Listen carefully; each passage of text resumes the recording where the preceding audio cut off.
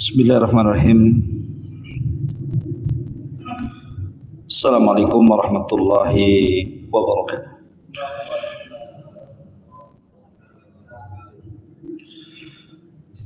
Alhamdulillah wassalatu wassalamu ala Rasulillah wa ala alihi wa sahbihi wa mawalah wa la hawla wa la quwwata illa billahi wa ba'du.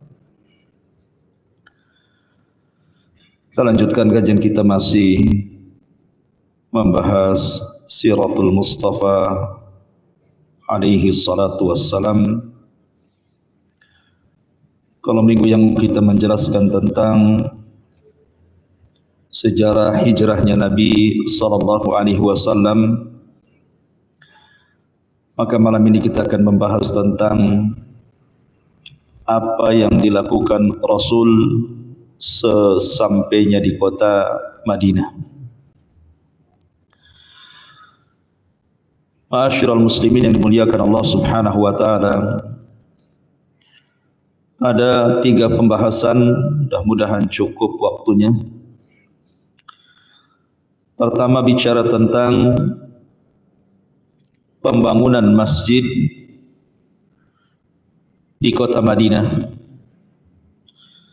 Kemudian yang kedua, muakhatul muhajirin wal ansar, mempersaudarakan orang-orang muhajirin dan juga orang-orang ansar. Dan yang ketiga, al muahadatu bainal muslimin wal yahud, perjanjian antara orang-orang muslim dan juga orang-orang Yahudi kota Madinah. Ini dulu yang kita akan bahas karena banyak persoalan yang harus kita bahas ketika Rasul sampai di kota Madinah. Ma'asyiral muslimin yang dimuliakan Allah Subhanahu wa taala, kita tahu bahwa ketika Nabi sallallahu alaihi wasallam hijrah dari Mekah ke kota Madinah, banyak sahabat Nabi SAW yang ikut hijrah, dan hampir sebagian besar ikut hijrah. Tetapi justru salah satu putri Nabi SAW tertinggal di Mekah, Zainab bintu Rasulullah SAW, anak putri beliau yang paling besar, justru tidak ikut hijrah karena tertahan dengan suaminya Abul As ibn Rabi. Karena ketika itu Abul As ibn Rabi masih kafir. Sementara Zainab sangat cinta dengan suaminya, begitu juga suaminya sangat cinta dengan Zainab. Bahkan kedua pasangan suami istri ini menjadi percontohan kecintaan rumah tangga. Maka dari itu Zainab tidak ikut. Makanya ketika terjadi perang Badar, Abul As ibn Rabi justru ikut memerangi Rasul, suami Zainab ini, karena dipaksa oleh Abu Jahal dan kabilah-kabilah musyrikun Arab untuk terlibat dalam perang ini. Tetapi Allah Subhanahu wa taala takdirkan Abul As ibn Rabi ini tertawan. Dan ketika itu kebijakan Abu Bakar yang didengar Rasul adalah setiap tawanan Badar maka mereka harus ditebus oleh keluarganya jika ingin bebas. Kalau tidak ada tebusan, yang bisa membaca dan menulis maka mengajari anak-anak kaum muslimin untuk membaca dan menulis. Dan yang tidak kedua-duanya maka akan jadi budak Nabi dan para sahabatnya. Maka berdatanganlah harta yang banyak dari Mekah untuk menebus keluarga mereka. Lah ketika Zainab mengetahui bahwa suaminya tidak mungkin bebas kecuali dengan harta tebusan, sementara dia tidak punya apa-apa, akhirnya kemudian Zainab hanya melirik kalung yang pernah dihadiahkan kepadanya oleh Khadijah ibunda tercintanya saat pernikahannya dengan Abul As ibn Rabi. Itu yang bisa dia berikan untuk menebus suaminya. Maka akhirnya kemudian kalung tersebut dikirim oleh saudara daripada Abul As ibn Rabi ke Madinah agar bisa menebus suaminya Abul As ibn Rabi. Ketika Nabi SAW mengetahui kalung tersebut, Rasul menangis. Karena bagaimanapun kalung itu kalung istrinya Khadijah yang dihadiahkan kepada Zainab saat pernikahan Zainab dengan Abul As ibn Rabi. Maka sahabat heran kenapa ketika melihat kalung itu kenapa Rasul menangis. Maka sahabat bertanya, ada apa dengan anda wahai Rasul? Maka Nabi SAW menceritakan tentang kisah kalung itu. Tahukah kalung ini adalah hadiah istriku tercinta kepada Zainab yauma zafafi, di hari pernikahannya. Kalau kalian berkehendak maka kembalikan kalung ini kepada pemiliknya dan lepaskan suaminya. Akhirnya kemudian Abil As ibn Rabi pun dilepaskan dan kalungnya dikembalikan dengan syarat sesampainya Abul As ibn Rabi, Zainab harus dipulangkan ke Madinah. Dan ketika itu Zainab sedang hamil. Kemudian ketika Zainab hendak dipulangkan, dihadang oleh tentara Abu Jahal karena ketakutan, akhirnya keguguran. Maka kemudian setelah itu Zainab berhasil dikembalikan ke Madinah. Tapi kemudian sampai di kota Madinah, Zainab pun sakit akibat kegugurannya. Dan akhirnya kemudian melemah badannya, sering sakit-sakitan, dan sebab itulah dia meninggal dunia. Maka setahun setelahnya Abul As karena terpikir istrinya ikut meninggal juga. Tetapi intinya bahwa para sahabat Nabi SAW ikut hijrah ke kota Madinah. Lah ketika Nabi SAW bersama Abu Bakar Siddiq radhiyallahu anhu dan sahabat yang lainnya sampai pertama kali di sebuah tempat namanya Quba, tepat pada tanggal 12 di bulan Rabiul Awal tahun 13 setelah diangkat beliau menjadi Nabi dan Rasul. Sampailah Rasul di Quba di sebuah kabilah namanya kabilah Bani Amr ibn Auf. Di sini Rasulullah SAW singgah selama beberapa hari. Kemudian Nabi SAW berhenti di Quba ini beberapa hari karena beberapa alasan. Salah satunya karena kebaikan orang-orang Ansar di Quba, sehingga Rasul ingin membalas kebaikan mereka. Karena Rasul itu tidak akan melupakan kebaikan orang. Kemudian yang kedua, Nabi SAW membuat masjid, dan ini masjid pertama yang dibangun Rasul di Madinah, namanya Masjid Quba. Tetapi Nabi SAW tidak langsung membangun sampai jadi, tidak. Nabi SAW hanya membangun sampai kepada pondasinya saja. Bahasa kitanya mungkin peletakan batu. Maka Nabi SAW mengangkat batu besar untuk meletakkan pertama kali di arah kiblat Masjid Quba, yang ketika itu kiblatnya masih ke Baitul Maqdis, belum ke Masjidil Haram. Bayangkan Nabi SAW mengangkat batu, sehingga para sahabat ketika datang melihat Rasul mengangkat batu, kata para sahabat, ya Rasulullah, anda duduk saja istirahat. Kata Nabi SAW, tidak. Kalau engkau ingin mengangkat batu, ambil batu yang lain. Nabi SAW berikan teladan di sini. Maka Nabi SAW kemudian meletakkan batu persis di kiblat masjid. Kemudian datang Abu Bakar Siddiq radhiyallahu anhu membawa batu, kata Rasul, letakkan di sampingnya. Kemudian Umar bin Khattab radhiyallahu anhu mengambil batu, kata Rasul, letakkan di sampingnya lagi.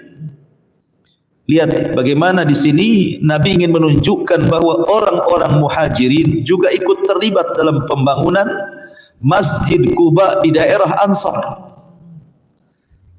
Nabi ingin melibatkan bahwa orang-orang Muhajirin bukan hanya sekedar bertamu, tapi mereka saudara orang-orang Ansar. Maka dilibatkan dalam pembangunan Masjid Quba ini. Lah kemudian setelah Nabi SAW beberapa hari di Kuba, dan masjid itu hanya diletakkan saja batu-batunya, dan inilah masjid yang pertama kali diletakkan di atas asas takwa, sehingga Allah Subhanahu wa taala firmankan di dalam surah Al-Baqarah, afaman ussisa bunyanuhu ala taqwa minallah wa ridwan. Maksudnya adalah Masjid Quba, masjid yang pertama kali dibangun di atas fondasi ketakwaan kepada Allah Subhanahu wa taala. Nanti ada cerita, karena di samping Masjid Quba itu orang-orang munafik membuat masjid juga di situ, yang dalam sejarah disebut Masjid Dirar namanya. Masjidnya orang-orang munafik. Jadi ada seseorang namanya Abu Amir Ibn Auf dari kabilah Ansar juga. Dia termasuk orang munafik, sakit hati dengan Nabi SAW. Akhirnya setelah perang Hunain dan kaum muslimin dimenangkan, Abu Amir Ar-Rahib ini yang dulunya pernah masuk agama Nasrani kemudian pura-pura masuk Islam, ingin menghancurkan Rasul dan para sahabat yang ada di Madinah dengan minta bantuan kepada orang-orang Romawi. Dan Romawi kali itu agamanya Nasrani. Bekerja sama dengan orang-orang Romawi untuk membawa pasukan besar agar mengepung Rasul dan para sahabat yang ada di kota Madinah. Tetapi orang-orang Romawi menyarankan agar orang-orang munafik membuat semacam markas untuk mengintai Nabi SAW, memecah belah kaum muslimin dan begitu seterusnya. Maka Abu Amir Ar-Rahib kemudian memerintahkan orang-orang yang semacamnya membangun markas. Dibangunlah satu masjid yang disebut dengan Masjid Dirar namanya. Masjid Dirar yang dijelaskan dalam surah At-Taubah, walladzina takhadu masjidan diraran wa kufran wa tafriqan bainal mu'minin wa irsadan liman haraballaha wa rasulah.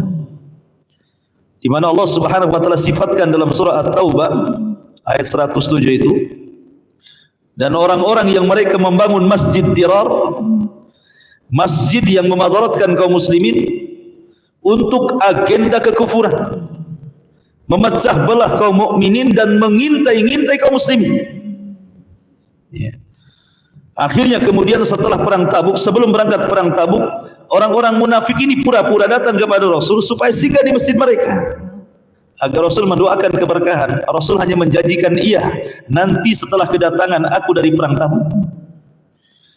Maka Nabi SAW pun akhirnya berangkat ke Tabuk. Peperangan yang luar biasa Tabuk itu karena melelahkan.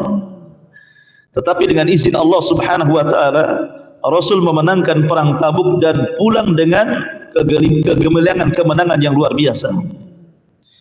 Ketika Nabi SAW hendak berangkat ke Masjid Dirar untuk mengunjungi masjid tersebut dan meresmikannya, tiba-tiba malaikat Jibril datang memberitahu agar Rasul jangan masuk ke masjid itu, karena masjid itu dibangun orang munafik dalam rangka agenda kekufuran, pemecah belah dan pengintaian. Maka Rasulullah SAW merintahkan para sahabat untuk menghancurkan dan membakar Masjid Dirar itu. Maka dihancurkanlah dan dibakarlah Masjid Dirar, masjid yang bersebelahan dengan Masjid Quba. Tetapi Masjid Quba ini masjid yang pertama dibangun sebelum Masjid Nabawi. Lah ketika Nabi SAW hendak berangkat dari Quba setelah meletakkan asas batu pondasi Masjid Quba, maka Nabi SAW kemudian di waktu duha berangkat. Di tengah jalan antara Quba dan Madinah itu kan sekitar 10 kilo kurang lebih. Rupanya Nabi SAW dijamu oleh kabilah Salim ibn Auf, yang masih juga kerabatnya kabilah Amr ibn Auf. Jadi ada dua kabilah, satu dari Khazraj, satu dari Aus, dan dua-duanya kabilah Ansar. Sehingga Nabi SAW ketika berangkat dari Kuba ke Madinah, kemudian berangkat di waktu duha, tepat di hari Jumat, maka Rasul singgah di kabilah namanya kabilah Salim ibn Auf. Disitulah Nabi SAW melakukan pertama kali solat Jumat bersama para sahabatnya sesampainya Rasul ke kota Madinah. Solat Jumat pertama kali bersama para sahabatnya di dalam kabilah Salim ibn Auf. Maka kemudian setelah Rasul solat di tanah yang luas tersebut, belum ada bangunannya, yang kemudian setelah itu diletakkan bekas solat Jumatnya Rasul, kemudian yang belakangan dibangun masjid yang disebut dengan Masjid Jumat namanya. Jadi di sini sudah ada cerita 3 masjid. Masjid Kuba yang dibangun di atas takwa, yang kedua Masjid Dirar, masjidnya orang-orang munafik yang dibangun di atas agenda kekufuran, pemecah belah kaum muslimin dan pengintaian. Kemudian dibangun lagi ada namanya Masjid Jumat di sebuah lembah namanya lembah Konunan ya kalau nggak salah. Disitulah dibangun Masjid Jumat yang kemudian di masa Khulafaur Rasyidin kemudian juga dilebarkan, kemudian di masa kekhilafahan raja-raja Bani Umayyah, Bani Abbasiyah, kemudian dilebarkan sampai kepada era Saudiyah sekarang. Ma'asyiral muslimin yang dimuliakan Allah Azza wa Jalla, yang jelas bahwa yang pertama kali masjid dibangun Rasul sallallahu alaihi wasallam adalah Masjid Kuba. Masjid Kuba, Kuba itu asalnya nama sumur. Jadi dalam kabilah Amr ibn Auf itu ada sumur dan orang-orang menyebutnya Kuba, sumur tersebut. Akhirnya kemudian Nabi SAW membangun masjid di sebelah sumur itu. Maka setelah itu orang-orang menyebutnya Masjid Kuba sampai hari ini. Masjid itu disebut Masjid Kuba yang ketika itu kiblatnya masih menghadap Baitul Maqdis. Karena peralihan kiblat itu 6 bulan setelah Rasul tinggal di Madinah. Jadi Nabi SAW tidak tenang karena kan setiap hari bermuamalah dengan orang-orang Yahudi. Sementara orang-orang Yahudi pun kalau beribadah menghadap ke Baitul Maqdis. Jadi seolah-olah ada kesamaan antara ibadah kaum muslimin dengan ibadah orang-orang Yahudi, sama-sama berkiblat ke Baitul Maqdis. Maka Nabi SAW selalu menatap langit, seolah-olah Nabi SAW meminta kepada Allah agar kiblat dialihkan dari Baitul Maqdis ke Baitullah Al-Haram. Maka Nabi SAW akhirnya doanya dikabulkan. Kemudian Allah Subhanahu wa taala firmankan, qad nara taqalluba wajhika fis sama. Sungguh kami telah melihat bagaimana wajahmu wahai Muhammad terus memandang langit. Falanwalliyannaka qiblatan tardaha. Maka kami akan palingkan ke kiblat yang kau sukai. Fawalli wajhaka inda syatratil masjidil haram. Sekarang arahkan, palingkan wajahmu menuju Masjidil Haram. Lah sejak itu kaum muslimin menjadikan Masjidil Haram menjadi kiblat setelah peralihan sebelumnya kiblatnya menghadap Baitul Maqdis. Masalahnya ada cerita. Ketika peralihan kiblat itu, orang-orang yang di Masjid Kuba itu tidak dengar perintah peralihan kiblat dari Baitul Maqdis ke Baitul Al-Haram itu. Sehingga ketika mereka sedang salat subuh, ada yang mengatakan salat asar. Jadi mereka itu sudah mendapatkan 1 rakaat subuh. Baru kemudian datang penyeru yang diutus Rasul untuk memberitahuan penduduk Kuba bahwa kiblat itu sudah dipalingkan. Sementara mereka 1 rakaat pertama menghadap Baitul Maqdis. Jadi ketika ruku pada rakaat kedua, tiba-tiba ada teriakan dan mengatakan, ala wa innal qiblata qad surrifat. Kiblat sudah dirubah loh, bukan ke Masjid Baitul Maqdis lagi tetapi ke Masjidil Haram. Subhanallah, para sahabat yang sedang salat subuh di Kuba, posisi mereka sedang ruku, langsung berputar 180 derajat. Yang tadinya menghadap Baitul Maqdis, ketika ruku langsung mutar dia ketika ruku itu ke Baitullah Al-Haram. Selepas salat mereka mengadu kepada Rasulullah, Rasul, bagaimana salat kami yang rakaat pertama itu? Karena kami hanya menghadap kiblat pada rakaat kedua. Maka Rasul terdiam sampai turun ayat bahwa Allah Subhanahu wa taala tidak akan menyia-nyiakan salat mereka. Tetap artinya bahwa rakaat pertama dengan rakaat kedua nilainya sama di hadapan Allah Subhanahu wa taala. Ma'asyiral muslimin yang dimuliakan Allah Subhanahu wa taala. Maka dari sini ada faedah besar kenapa Nabi sallallahu alaihi wasallam membangun Masjid Quba, dan itu masjid pertama yang dibangun Nabi sallallahu alaihi wasallam di kota Madinah. Belum lagi Rasul punya Masjid Nabawi. Dan Masjid Quba ini sangat dicintai Rasul karena Bani Amr ibn Auf ini banyak berjasa kepada Nabi sallallahu alaihi wasallam. Ketika Rasul sampai di Quba disambut dengan meriah oleh mereka, dan Rasul melihat wajah kebahagiaan yang terpancar di wajah-wajah orang-orang Quba. Makanya Rasul setelah kemudian menetap di kota Madinah, setiap Sabtu beliau berkunjung ke Quba, setiap Sabtu, karena cintanya dengan penduduk Quba. Sampai-sampai Nabi sallallahu alaihi wasallam bersabda tentang keutamaan Masjid Quba ini, barang siapa yang berwudu di rumahnya kemudian berangkat ke Masjid Quba dan melakukan salat 2 rakaat, maka pahalanya sama dengan umrah. Makanya nanti antum kalau seandainya Allah takdirkan haji ataupun umrah, kemudian datang ke kota Madinah berziarah, sempatkan datang ke Masjid Quba dan sempatkan di situ salat 2 rakaat, karena pahalanya sama dengan umrah. Bahkan Umar bin Khattab radhiyallahu anhu mengatakan, kana Nabi sallallahu alaihi wasallam ya'ti Masjid Quba kulla sabtin masyian wa rakiban wa kana Abdullah ibni Umar yaf'aluh. Adalah Nabi sallallahu alaihi wasallam setiap Sabtu datang ke Quba, baik jalan kaki dari Madinah ke Quba itu kan jauh 10 kilo ikhwan, ataupun terkadang naik kendaraan, dan yang meniru perbuatan Rasul adalah Abdullah bin Umar radhiyallahu anhu, karena dia sahabat yang paling meniru Nabi sallallahu alaihi wa ala alihi wasallam. Ma'asyiral muslimin yang dimuliakan Allah Subhanahu wa taala. Dari sini kenapa Nabi sallallahu alaihi wasallam membangun masjid? Kenapa?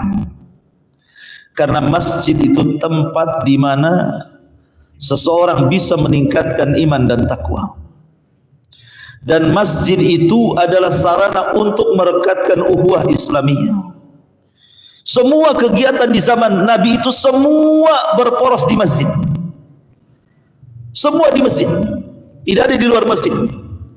Belajar di masjid, latihan perang di masjid, nyambut kabilah di masjid, mendamaikan orang di masjid, menghukumi orang di masjid, semua di masjid. Jadi fungsi masjid itu luar biasa di zaman itu. Di zaman sekarang tidak. Di zaman sekarang ada masjid itu hanya untuk sholat 5 waktu saja. Habis sholat 5 waktu dikunci pula pintunya. Alasannya apa? Takut kotak infak hilang Ustaz. Kipas-kipasnya hilang. Mungkin kalau sekarang ada AC gini ini habislah AC itu. Ya. Makanya masjid sekarang ini sudah tidak menjadi tempat aman. Kalau dulu tempat yang paling aman itu masjid, ya sekarang sak masjid pun tidak aman. Dulu orang datang ke masjid ini kalau maling ingin tobat, ini ke masjid ingin maling. Di zaman sekarang ini aneh gitu. Jadi penjahat itu ke masjid ingin tobat, masuk masjid jadi penjahat. Semua diambil. Zaman dulu ke masjid itu mungkin maling yang remeh-remeh, sandal paling yang hilang. Sekarang bukan sandal lagi, sak kipas, sak mikrofon semua, sak kotak infak, bukan infak ya, sak kotak-kotak hilang. Kalau makanya banyak kotak infak di rantai sekarang ya. Ma'asyiral muslimin yang dimuliakan Allah Azza wa Jalla. Maka di sini ada faedah tentang masalah masjid. Masjid ini ikhwan adalah obat yang bisa mengobati penyakit hati. Orang kalau stres, Orang kalau ditimpa masalah, kalau ingin selesai masalah datang ke masjid. Masjid ini rumah sakit jiwa sebenarnya. Yang bermasalah dengan kejiwaan datang ke masjid. Karena masjid itu tempat yang bisa menenangkan jiwa. Tidak ada tempat yang bisa menenangkan jiwa kecuali masjid.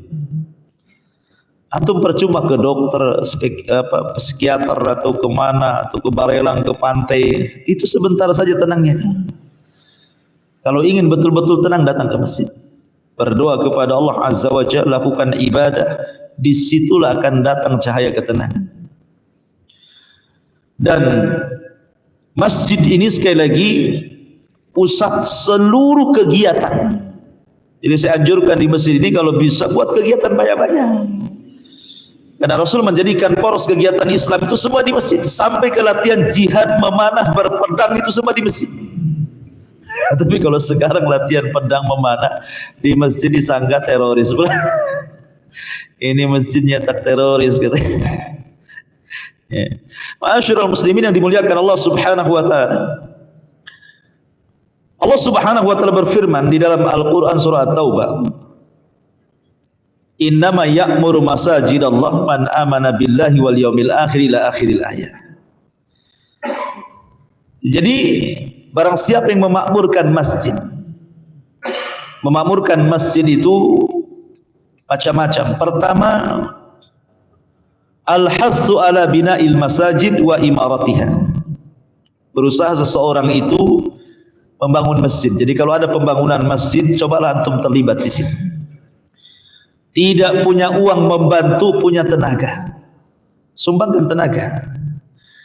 Tidak harus antum itu menyumbang masjid sampai jadi biaya antum, tidak. Walaupun antum nyumbang satu sak semen, satu lonjor besi gitu ya, satu gerobak kerikil atau pasir, itu sudah dianggap antum sedang membangun satu istana di sorga. Karena bahasa Rasul, man bana lillahi baitan walau kamifhasi qitah. Barang siapa yang membangun satu rumah di bumi, maksud masjid, walaupun seperti sangkar burung, banallahu lahu baitan fil jannah, Allah bangunkan bagi dia istana di surga. Apa maksud dari sini? Masa bangun masjid seperti sangkar burung? Orang aja enggak masuk, burung aja yang masuk. Maksudnya di sini artinya, walaupun antum tidak banyak menyumbang, hanya satu sak semen, satu lonjor besi, satu gerobak koral, itu maksudnya di sini. Jadi walaupun tidak banyak, tapi antum ikhlas dalam rangka menyumbang, tidak punya biaya antum sumbang dengan tenaga, itu sama. Berarti kita sedang membangun satu rumah di surga. Dan ingat bahwa investasi di surga itu jauh lebih berharga dibandingkan investasi di dunia. Ada sebuah hadis yang mengatakan, man ahabba, barang siapa, gimana lafadznya, barang siapa yang cinta berjumpa dengan Allah, man ahabba liqa Allah ahabballahu liqa'ah. Barang siapa yang cinta berjumpa dengan Allah, maka Allah akan cinta berjumpa dengan dia. Wa man kariha liqa Allah karihallahu liqa'ah. Siapa yang benci berjumpa dengan Allah, maka Allah benci berjumpa dengan dia. Apa maksudnya hadis ini? Maksudnya begini, kalau orang sudah detik-detik sakaratul maut, sementara sebelum datangnya wafat kepada dia, dia investasikan semua dunianya untuk akhirat. Dia bangun di akhirat istana, dia bangun di akhirat taman-taman sorga, dia bangun di akhirat sungai-sungai sorga, dia bangun di akhirat bermacam-macam keindahan sorga. Sehingga ketika dia sakaratul maut, dia cinta berjumpa dengan Allah dan ingin segera mati. Kenapa? Karena ingin segera pulang ke istananya, ingin segera pulang ke rumahnya, ingin segera pulang ke taman-taman yang sudah dibuatnya. Tapi kalau seandainya investasinya lebih banyak di dunia, tidak ada satupun dia investasi akhirat, maka ketika saat-saat detik sakaratul maut dia benci berjumpa dengan Allah. Kenapa? Karena dia harus meninggalkan rumahnya, Dia harus meninggalkan rumahnya, dia harus meninggalkan kebunnya, dia harus meninggalkan kekayaannya. Sementara setelah meninggal tidak ada lagi kekayaan yang akan dikejarnya. Makanya dia benci berjumpa dengan Allah, Allah pun benci berjumpa dengan dia. Maka penting seseorang itu menginvestasikan untuk akhiratnya. Jadi memakmurkan masjid yang pertama dengan cara membangunnya. Yang kedua, al-hathu ala dhihab ila al-masajid was-salati fiha. Berusaha untuk datang ke masjid, berziarah ke masjid, beribadah di masjid. Karena Nabi SAW bersabda, man tawadda'a fa ahsana al-wudu'a thumma kharaja 'amidan ila salati fa innahu fi salati ma kana ya'midu ila salati wa innahu yuktab lahu bi ihda khutwatayhi hasanah wa yumha anhu bil ukhra sayyi'ah.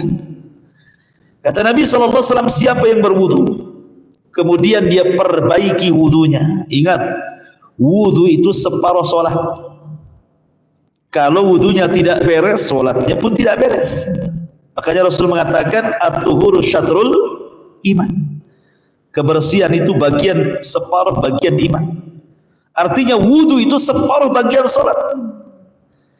Jadi kalau wudunya saja enggak beres, macam mana solatnya mau beres? Maka perbaiki wudunya.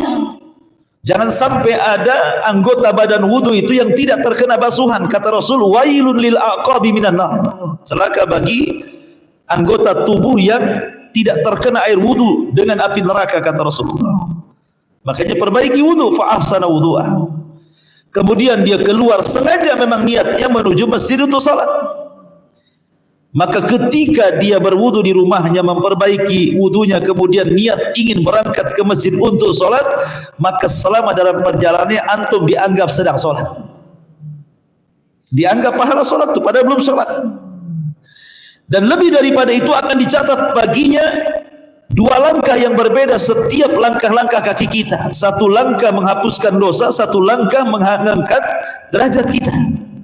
Subhanallah, ya. Sampai Nabi SAW memberikan pahala yang besar kepada orang yang datang ke masjid. Kemudian yang ketiga, al-hathu ala tandifil masajid wal inayati biha. Termasuk memakmurkan masjid itu artinya membersihkan masjid, jangan mengotorinya, dan berusaha untuk punya perhatian kepada kebersihan masjid itu. Di zaman Rasul ada seorang wanita berkulit hitam, suka nyapu masjid. Jadi kalau ada wanita itu, masjid Rasul itu bersih. Jadi suatu malam wanita itu meninggal dunia dan Rasul tidak tahu. Ketika melihat keesokan harinya masjidnya tidak rapi, Rasul bertanya, kemana wanita yang suka menyapu masjid ini? Kata sahabat, semalam dia meninggal Rasul. Rasul marah dan mengatakan, kenapa kau tidak beritahu diriku? Sahabat mengatakan, kami enggan Rasul, engkau sedang tertidur. Maka Rasul mengatakan, kenapa kalian tidak membangunkan aku? Sekarang tunjukkan kemana kuburannya. Maka akhirnya kemudian ditunjukkan kuburan wanita pembersih masjid itu. Kemudian Nabi SAW solat jenazah di depan kuburan. Ini dalil dibolehkan solat jenazah di depan kuburan. Ya, tetapi jangan ngadap kuburan, tetap ngadap kiblat. Kenapa dibolehkan solat jenazah di kuburan? Karena solat jenazah itu solat yang tidak ada ruku, tidak ada sujud. Tapi kalau solat ada ruku dan sujud, tidak boleh menghadap kuburan. Ya. Jadi bagaimana Rasul memberikan perhatian kepada wanita itu? Kepada wanita itu, padahal wanita itu hanya membersihkan masjid saja, tapi demikian tingginya perhatian Rasul kepada wanita tersebut menunjukkan bahwa yang membersihkan masjid itu banyak pahalanya. Untunglah antum membersih masjid ini, pahalanya besar. Semoga Rasul pernah melihat ada seseorang yang meloncat-loncat tingkatannya di sorga, kadang-kadang di tingkat ini, kadang-kadang di tingkat itu, kadang-kadang di tingkat ini. Kemudian Rasul mengatakan, apa amalannya orang itu? Kemudian diberitahu bahwa amalannya suka membersihkan masjid. Kalau ada kotoran diambil, kalau ada kotoran diambil, gitu ya. Jadi sekalian antum ke masjid, nengok-nengok lah, entah ada pipet, ada apa, ambil, buang di luar. Itu sudah pahala besar itu. Ya. Tapi ini yang ketiga, itu bentuk memakmurkan masjid. Yang keempat, al-hathu ihtiramul masajid wa ma'rifatu hurmatiha. Berusaha untuk memuliakan masjid dan mengetahui kemuliaan masjid. Artinya begini, masjid ini baitullah, rumah Allah. Maka jangan sampai kemudian seseorang itu melakukan hal-hal yang dilarang di dalam masjid. Seperti jual beli masjid. Enggak boleh, bahkan Rasul mendoakan siapa yang melakukan jual beli di masjid, maka katakan kepadanya semoga Allah rugikan jual belinya. Enggak apa-apa tuh ngomong gitu. Atau orang yang hilang handphone di masjid, kemudian mengumumkan kehilangan barang yang hilang di masjid, antum doakan semoga enggak ketemu barangmu. Gitu ya. Karena masjid bukan tempat barang hilang. Ya. Enggak boleh seseorang mengumumkan hilang handphonenya di masjid, dompetnya di masjid, karena tidak boleh itu. Masjid itu tidak mungkin ada orang berjubah jahat di situ. Makanya dulu ada kisah di Masjidil Haram, orang yang berzina dalam Ka'bah itu namanya Isaf dan Nailah dari kabilah Jurhum.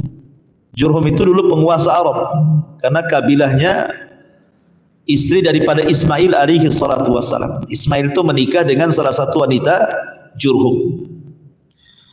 Kemudian Jurhum ini kalah perang oleh kabilah Khuza'ah, dan kabilah Khuza'ah ini dipimpin oleh Amr ibn Luhai. Amr ibn Luhai ketika memimpin Mekah dan sekitarnya, setelah kabilah Jurhum kalah, akhirnya kabilah Jurhum pun memendam sumur Zamzam, khawatir direbut oleh Khuza'ah. Sehingga akhirnya sumur Zamzam sempat menghilang ratusan tahun, baru diketemukan oleh Abdul Muttalib. Lah, pembesar Khuza'ah ini namanya Amr bin Luhai. Dialah yang pertama kali merubah agama Ibrahim menjadi agama syirik. Kemudian dia pun safar ke Syam. Rupanya di Syam ada orang nyembah berhala. Ditanya, ini untuk apa berhala kalian sembah? Kemudian tunjukkan, nih yang berhala ini fungsinya ini, fungsinya ini, fungsinya ini, fungsinya. Sampai ketika dia mendengar adapun yang ini disyaratkan kepada Hubal, dia bisa mendatangkan hujan. Maka Amr bin Luhai terpikir, ini yang kita butuhkan di Mekah. Di Mekah susah air. Maka diambillah patung Hubal, dibawa dari Syam ke Mekah, diletakkan dalam Ka'bah. Itu patung pertama yang diletakkan di Ka'bah, itu namanya Hubal. Lah ada patung namanya Isaf dan Nailah. Isaf dan Nailah ini orang Jurhum jatuh cinta, ingin kawin, tak boleh sama keluarganya. Akhirnya kemudian keduanya sepakat untuk haji. Hajilah keduanya. Ketika jemaah haji sedang kosong, tidak ada yang tawaf di zaman itu, di zaman jahiliyah kan, masuk dia ke dalam Ka'bah, berzinah pula dalam Ka'bah. Akhirnya Allah kutuk dia jadi batu. Kemudian setelah dikutuk jadi batu, kedua-duanya diletakkan, satunya di sofa, satunya di marwah, supaya jadi pelajaran nih, siapa yang menghilangkan kehormatan Masjidil Haram akan seperti ini. Tetapi setelah kemudian era tauhid hilang, kabilah Jurhum sudah kalah dengan Khuza'ah, datang era kesyirikan, malah patung yang tadinya dianggap untuk menjadi sebuah pelajaran bagi orang-orang yang menghina Masjidil Haram, malah disembah patung itu. Orang-orang jahiliyah. Namanya jahiliyah. Jahiliyah itu bodoh. Orang jahil. Jelas dua-duanya itu dikutuk jadi batu karena berzina, malah disembah pula, bernadar di situ, nyembeli di situ. La haula wala quwata illa billah. Artinya bahwa kita harus paham kehormatan masjid, apa larangan-larangan masjid, tidak apa yang tidak boleh lakukan di masjid, apa yang harus dilakukan di masjid, kita harus paham. Karena itu bentuk kita memakmurkan masjid Allah Subhanahu wa ta'ala. Intinya bahwa yang pertama, Nabi SAW tugas pertama di kota Madinah apa? Membangun masjid.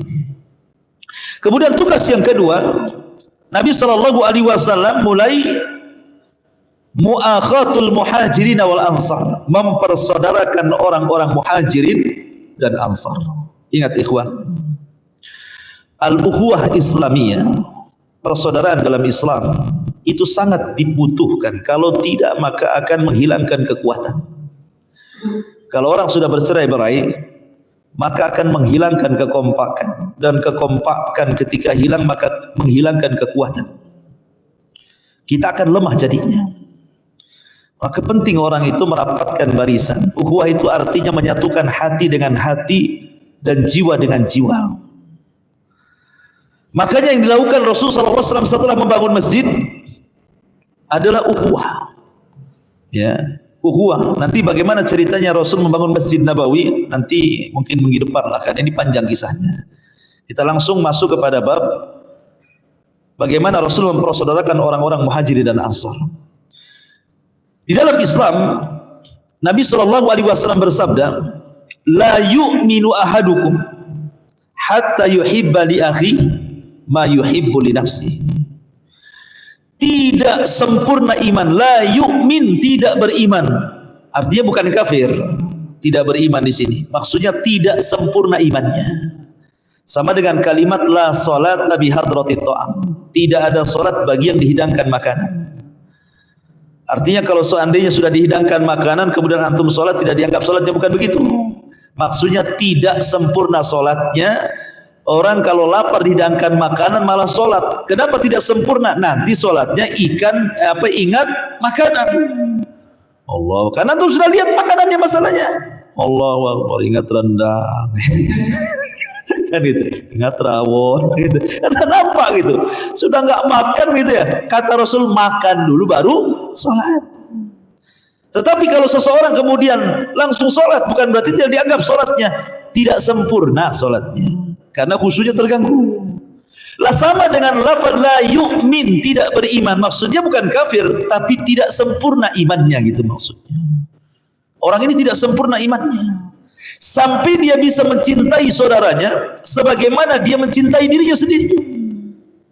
Imam Syafi'i, Muhammad ibn Idris Asy-Syafi'i rahimahullahu taala mengatakan bahwa ukhuwah Islamiyah itu memiliki alamat, memiliki tanda.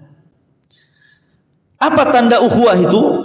Kata Imam Syafi'i 3. Kalau ada antum berkawan, kemudian kawan antum punya 3 ciri ini, memang kawan itu cinta dengan kita. Tapi kalau kawan itu tidak punya ciri yang 3 ini, berarti dia kawan-kawanan saja. Pura-pura saja kawan kita, padahal bukan kawan kita. Apa ciri-cirinya? Yang pertama, an yasudda hajatahu. Yang kedua, kata Imam Syafi'i, wa an ya'tadhira khalalahu. Kemudian yang ketiga, wa an yaghfira zallatahu. Pertama, an yasudda hajatahu. Jadi ketika kita sedang susah, dia selalu sudah ada di samping kita membantu kita.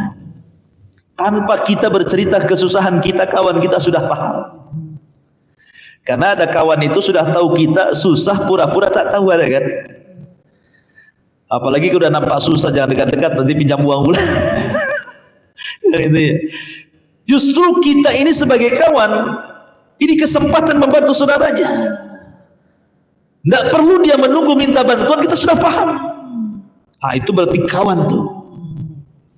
Itu yang dirasakan para sahabat Nabi SAW, Muhajirin dan Ansar, seperti itu. Kemudian yang kedua, wa an ya'tadhira khalalahu, banyak memberikan uzur kalau dia melakukan kesalahan. Imam Syafi'i pernah sakit, dijenguk oleh muridnya, sakitnya parah, nggak bisa bangkit Imam Syafi'i, saking parahnya sakitnya. Didoakanlah sama muridnya, qawwallahu dha'faka ya imam, qawwallahu dha'faka ya imam. Kalimat qawwallahu dha'faka ya imam itu ada 2 makna.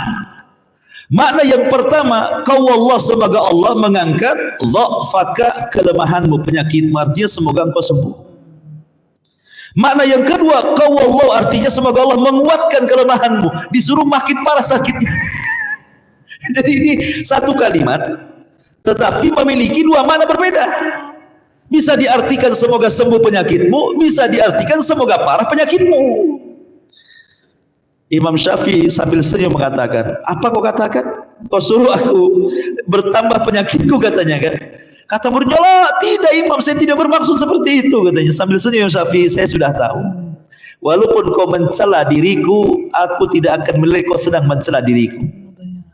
Memberikan uzur kan. Aku tahu bahwa maksudmu tidak seperti itu, kata Imam Syafi'i. Bagaimana Imam Syafi'i memberikan pelajaran kepada kita, memberikan uzur kepada saudaranya kan? Ini mah enggak. Banyak di antara kita ini kalau sudah banyak berikan jasa, ketika dia punya kesalahan, ini kesalahan yang diincar nih, kesalahannya yang terus dicerca gitu kan. Apalagi orang baik, apalagi sekelas ustadz biasanya gitu ya. Sekelas ustadz sudah memberikan ilmu, mengajar, sekali mungkin dia punya kesalahan, apalah ustadz, sudah usah belajar, itu tidak beres ustadz. Kan itu ya, biasanya seperti itu. Jadi terkadang kita ini kadang-kadang melihat ustadz itu, kalau bisa ustadz itu kayak malaikat, tidak sadar bahwa antum kayak iblis gitu. Jadi antum pengen ustadz jadi malaikat, antum pula jadi iblis berjalan. Jadi apa bedanya katanya? Nah, ada yang sempurna di dunia ini. Artinya memberikan uzur, berikan uzur. Suami istri saja, kata Nabi SAW, la yafruqu mu'minun mu'minatan in kariha khuluqan radiya khuluqan akhar. Tidak boleh seorang suami atau istri melihat pasangannya dengan pandangan sinis, tidak boleh. Kalau tidak suka dengan satu akhlaknya, lihat akhlak lainnya. Dia tidak suka dengan akhlak ini, tapi lihat akhlak yang lain masih lebih baik. Ditimbang mana buruk, mana baiknya gitu maksudnya, supaya tidak mudah mencela. Ya. Makanya ketika seorang itu dianggap mengikat ukhuwah Islamiyah, ketika dia banyak memberikan uzur. Kalau dia melakukan kesalahan, jangan langsung diponis kesalahan. Oh, mungkin dia ada masalah. Mungkin dia ada masalah yang kita tidak tahu. Mungkin begini, banyak, kasih kemungkinan yang banyak gitu ya. Jangan langsung menjustis. Kemudian yang ketiga, wa an yaghfira zallatahu. Mudah memaafkan kalau dia salah. Mudah memaafkan kalau dia salah. Sebab kalau seandainya susah memaafkan, susah seseorang itu mengingat persaudaraan dalam Islam. Makanya di sini gambaran, lihat gambaran orang-orang Muhajirin dan Ansar yang dipersaudarakan oleh Nabi SAW. Di antaranya Abu Bakar Siddiq radhiyallahu dipersaudarakan dengan Kharijah ibn Zuhair. Kemudian Umar dipersaudarakan dengan Itban ibn Malik. Kemudian Abdurrahman bin Auf dipersaudarakan dengan Sa'd bin Rabi. Kemudian Abu Ubaidah ibn Jarrah dipersaudarakan dengan Sa'ad ibn Mu'ad. Kemudian juga Zubair bin Awam dipersaudarakan dengan Salamah ibn Waqas. Kemudian Talha dipersaudarakan dengan Ka'ab ibn Malik. Mus'ab ibn Umar dipersaudarakan dengan Abu Ayyub, Khalid ibn Zaid al-Ansari. Kemudian juga banyak sekali, tapi yang ingin saya kisahkan dua saja, atau mungkin tiga lah. Mungkin yang paling masyhur ceritanya siapa? Abdurrahman bin Auf dengan Sa'ad ibn Rabi. Abdurrahman bin Auf ini orang kaya, pembisnis hebat.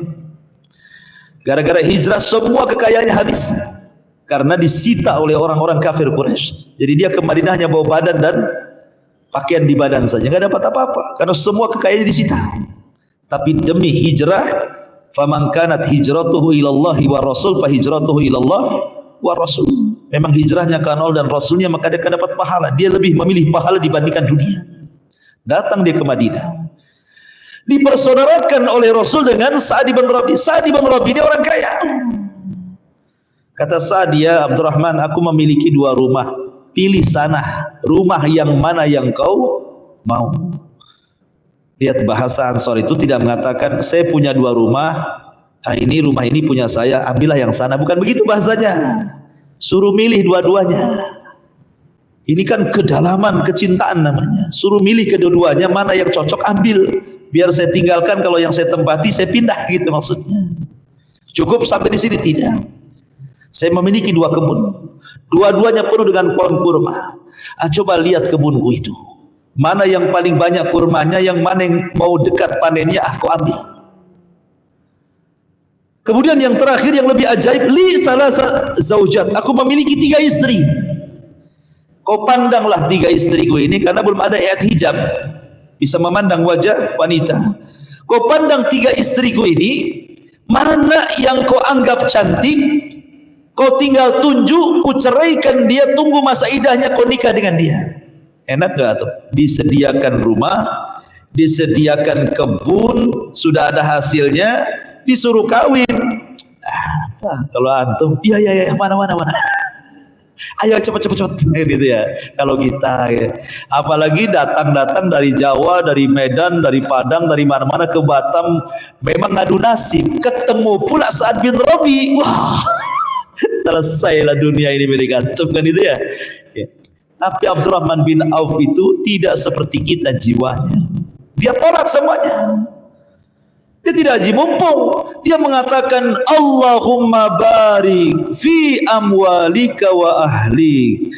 Semoga Allah memberkahi semua hartamu dan semua keluargamu. Saya tidak berhajat untuk itu. Dullani ala suq. Tunjukkan pasar saja mana. Minta ditunjukkan pasar itu saja. Karena dia seorang cerdas, dia bisa berdagang tanpa modal. Masuk ke pasar, beberapa di pasar sudah jadi peniaga dia di Madinah. Lama-lama jadi kaya, bahkan orang paling kaya di Madinah Abdurrahman bin Auf itu. Al jaza min jinsil amal. Itu kisah Abdurrahman ibn Auf. Kemudian kisah Salman Al-Farisi yang dipersaudarakan dengan Abu Darda. Jadi Salman Al-Farisi ini orang Faris, orang Persia, bukan orang Arab. Seolah-olah Allah Subhanahu wa taala ketika tidak memberikan hidayah kepada Abu Jahal yang merupakan penduduk asli Mekah, maka Allah ganti dengan Salman Al-Farisi yang jauh-jauh dari Faris, dari Persia. Masuk Islam menggantikan Abu Jahal gitu ya. Ketika hijrah ke Madinah, dipersaudarakan dengan Abu Darda. Abu Darda seorang peniaga, seorang kaya raya sebelum masuk Islam. Tapi setelah masuk Islam, Abu Darda luar biasa. Dia tinggalkan dunia, dia fokus ibadah. Dia jadi orang zuhud dan qanaah. Masalahnya karena rajin ibadah, lupa keluarga. Jadi istrinya itu tidak pernah diopeni dia, tidak pernah dilayani dia, tidak pernah ditiduri dia. Kalau malam dihabiskan sholat malam, kalau siang dihabiskan puasa sunnah siang. Nggak ada waktu untuk istrinya itu. Akhirnya istrinya karena tidak diperhatikan Abu Darda, ya seolah-olah wanita yang tidak punya suami. Akhirnya jarang dandan, kucal kumal gitu ya bahasa kitanya ya. Jumpalah istrinya Abu Darda dengan Salman. Salman heran, kok penampilan seorang wanita yang punya suami kok kayak gitu? Harusnya kan seorang wanita kalau sudah punya suami harus rajin dandan untuk suaminya maksudnya. Karena wanita itu kan di zaman itu berakal-berakal. Wanita sekarang akalnya entah di mana. Iya, kalau ke pasar saja dandan lipstik tebal gitu ya. Kadang-kadang bedaknya satu karung. Tapi kalau di rumah dibuka baju semua, mulai dari dapur, ruang tengah sampai kasur itu aja bajunya. Ganti-ganti gitu. Ya baunya itu lagi kan. Akalnya di mana wanita ini? Ya, harusnya justru cantik itu ketika di rumah kan, ketika keluar ya biasa-biasa saja ya. Sehingga Abu Darda ini punya istri seperti itu. Salman heran gitu ya. Jadi ditanya oleh Salman, kamu kok dandananmu kayak gini, kamu gak menghargai suamimu? Kata istrinya, ya Salman, inna Abu Darda laisa lihajah. Salman, Abu Darda itu sudah gak berhajat kepadaku, ngapain saya dandan katanya kan. Tidak perlu dandan-dandan lah. Gimana kalau malam dia sibuk sholat, kalau siang sibuk puasa, kapan dia ngurus diriku katanya. Akhirnya kemudian Salman mengatakan kepada istrinya Abu Darda, bilang sama Abu Darda, saudaranya mau datang. Karena dipersaudarakan dengan Abu Darda. Dan ingat bahwa persaudaraan dalam Islam di zaman itu sampai tingkat waris mewarisi. Bukan hanya saling membantu, sampai mewarisi. Kalau meninggal salah satunya maka hartanya diwariskan kepada saudaranya. Tetapi kemudian dihapus setelah perang Badar bahwa warisan itu hanya diberikan kepada keluarga saja. Yang ada saling membantu, menghormati, memuliakan dan begitu seterusnya. Jadi ketika Abu Darda mendengar Salman hendak berkunjung ke rumahnya, wah senang sekali, saudaranya mau datang tuh. Disediakan kamar yang indah, kasur yang empuk, disediakan makanan yang lezat gitu ya. Kemudian ketika bertandang Salman di siang hari, kata Abu Darda, makanlah Salman. Makan enak. Kata Salman, tidak. Kau harus juga makan. Kata Abu Darda, saya sedang puasa. Tidak, kau harus makan. Kalau kau tidak membatalkan puasamu, saya tidak akan makan. Akhirnya makan juga, menghormati tamu. Malam harinya juga sama. Salman tidak mau tidur, begadang aja kan. Kata Abu Darda, tidurlah wahai saudaraku. Tidak, kalau kau tidur di sampingku, aku mau tidur. Tidak bisa, aku mau sholat malam. Tidak akan tidur saya. Paksalah dia tidur di samping Salman. Ketika di sepertiga malam bangun, Salman berikan nasihat, ya Abu Darda, sini, saya akan nasihati kamu. Ingat bahwa kamu itu harus punya 3 waktu yang dibagi. Sepertiga untuk Allah, sepertiga untuk menjaga kesehatanmu, sepertiga untuk keluargamu. Masa kamu habiskan untuk Allah? Sampailah nasihat Salman ke telinga Nabi SAW. Apa kata Rasul? Sadaqah Salman. Betul tu apa dikatakan Salman. Sejak itulah maka Abu Darda berubah 100%. Ya kan? Dan dia baru mendapatkan ketenangan ketika diberikan nasihat oleh Salman Al-Farisi. Ini kisah Salman dengan Abi Darda. Kemudian Umar bin Khattab dipersaudarakan dengan Itban ibn Malik. Jadi Umar ini sudah sepakat dengan Itban ini karena memang Umar lebih memilih tinggal di perbatasan Madinah, tidak di kota. Jadi Umar ini sepakat gitu kan, kalau ngaji ke Masjid Nabawi jauh jaraknya. Terkadang Umar harus kerja atau Itban pun harus kerja. Jadi sepakat keduanya, gini saja Itban, kau ngaji, aku yang kerja. Nanti separuh kerjaku hasilnya aku berikan kau separuh. Kau ngaji saja, tapi syaratnya kau pulang dari pengajian kau bagi ilmuku kepadaku. Sebagaimana aku membagi rizkiku kepadamu, maka kau bagi ilmumu kepadaku juga. Sepakat Itban. Maka jadi kalau Umar kerja, Itban yang ngaji. Nanti Umar dapat uang dibagi dua, Itban pun ilmunya dibagi. Kalau Itban yang kerja, Umar yang ngaji. Nanti hasil kerjanya dibagi dua, Umar pun memberitahu apa hasil pengajaran Nabi SAW. Begitu ikhwan. Ya. Begitu para sahabat Nabi SAW sampai tingkat mereka itu tidak menganggap bahwa dunia itu berharga. Makanya Umar bin Khattab mengatakan di zaman Nabi, ini Umar bin Khattab yang ngomong, Abdullah bin Umar, putra Umar yang ngomong nih. Setelah Rasulullah wafat, apa kata Abdullah bin Umar?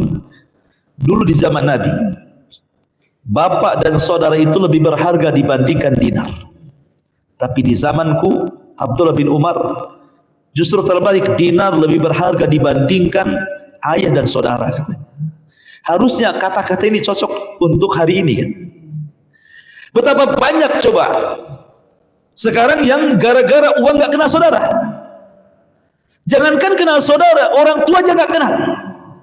Betapa banyak anak-anak yang durhaka dengan orang tuanya. Dia pergi ke Batam, berhasil di Batam, orang tuanya masih hidup, ditelepon pun tidak. Gitu ya. Makanya saya nasihatkan antum kalau punya orang tua ikhwan, kalau dekat kunjungi, kalau jauh telepon. Kalau sudah meninggal doakan.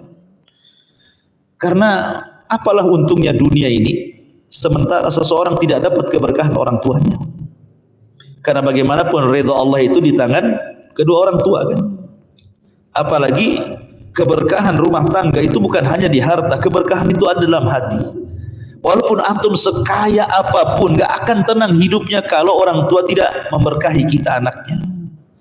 Makanya Imam Syafi'i pernah mengatakan, kalau seandainya orang tua berdoa satu kali saja untuk keberkahan anaknya dengan keikhlasannya, maka anak itu akan menjadi anak yang bahagia, sakinah, mawadah dan keluarganya.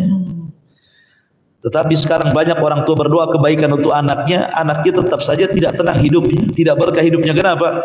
Terlampau banyak anak menyakiti orang tua masalahnya, sehingga doanya tidak berkah. Maka di sini ikhwatul fiddin dimuliakan Allah Azza wa Jalla.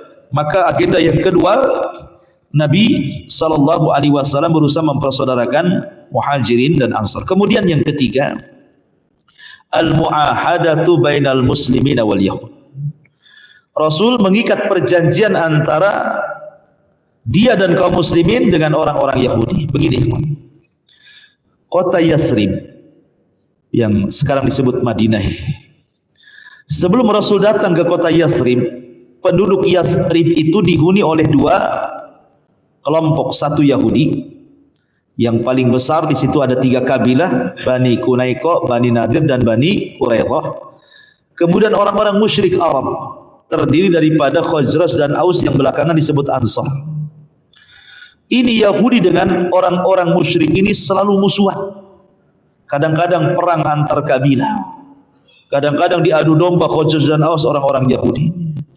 Sehingga orang-orang Yathrib itu sehari-harinya mereka suka melakukan perang kabilah. Makanya Allah Subhanahu wa taala ingatkan dengan nikmat Islam, wadhkuru ni'mati allati an'amtu 'alaikum. Ingatlah kepada nikmat yang aku anugerahkan kepada kalian, il kuntum a'da, ketika kalian dulu saling musuhan kan gitu. Jadi sebelum Rasul ke Madinah itu orang musuhan di situ. Tapi dengan datangnya Rasul sallallahu alaihi wasallam, kemudian diciptakan persaudaraan antar umat beragama dan antar umat seagama, baik dengan Yahudi atau Nasrani yang minoritas, ataupun orang-orang Muslim dengan orang-orang musyrik Khazraj dan Aus, yang belakangan Khazraj dan Aus masuk Islam kemudian bergabung menjadi Ansar Nabi. Maka Nabi berhasil kemudian mendamaikan peperangan yang setiap hari dilakukan orang-orang Yahudi kepada Khazraj dan Aus. Bahkan Nabi SAW membuat semacam piagam perdamaian yang disebut dengan piagam Madinah. Tidak boleh saling menyerang, tidak boleh saling menyerang, tidak boleh saling bermusuhan, tidak boleh saling sikat sikut sana sini, harus berdamai, saling membantu macam-macam. Bahkan Rasul mengatakan, kenapa kalian harus berselisih sementara jalan yang kita lalui jalan yang sama, pasar yang kita berjual beli pasar yang sama, air yang kita ambil juga sumber air yang sama. Harusnya kita menciptakan sebuah kondisi yang kondusif, jadikan Yathrib ini semacam negara berbasis kota. Akhirnya kemudian sepakat, Rasul punya usul seperti itu, sepakat satu kota Madinah setuju. Dari situlah Rasul membuatkan satu piagam yang disebut piagam Madinah. Nah, terjadilah di sini perjanjian antara orang Islam dengan orang Yahudi. Tapi sayang orang-orang Yahudi berkhianat. Akhirnya satu persatu kabilah itu diusir, sampai akhirnya mereka terusir sampai ke Khaybar. Dan belakangan mereka pun masih berkhianat, maka digempurlah Khaybar. Disebut perang Khaybar. Perang terakhir melawan orang Yahudi, ya kan? Tetapi Nabi SAW berusaha berbuat baik. Itulah indahnya Islam.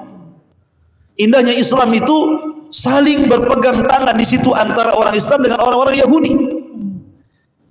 Dan Nabi SAW selalu menunjukkan akhlak yang mulia, sehingga sebab itulah orang-orang Ansar masuk Islam. Ya.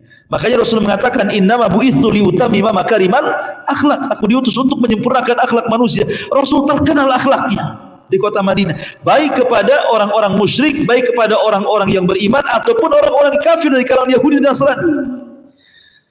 Dan orang-orang Nasrani banyak masuk Islam.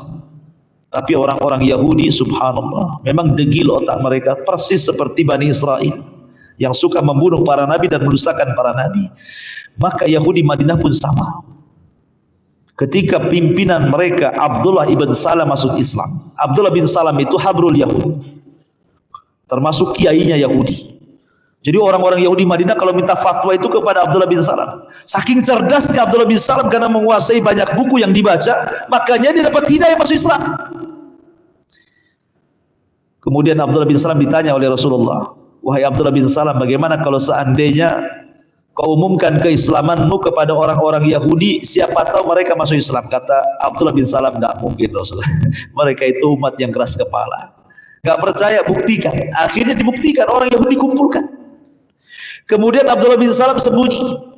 Kemudian Rasul berceramah di orang-orang Yahudi, menanyakan bagaimana Abdullah bin Salam menurut kalian. Oh, dipuji Abdullah bin Salam itu sayyiduna wa ibnu sayyidina. Oh, dia anak tuan kami, dia tuan kami, anak tuan kami. Dia orang yang paling baik di antara kami, anak orang paling baik di antara kami.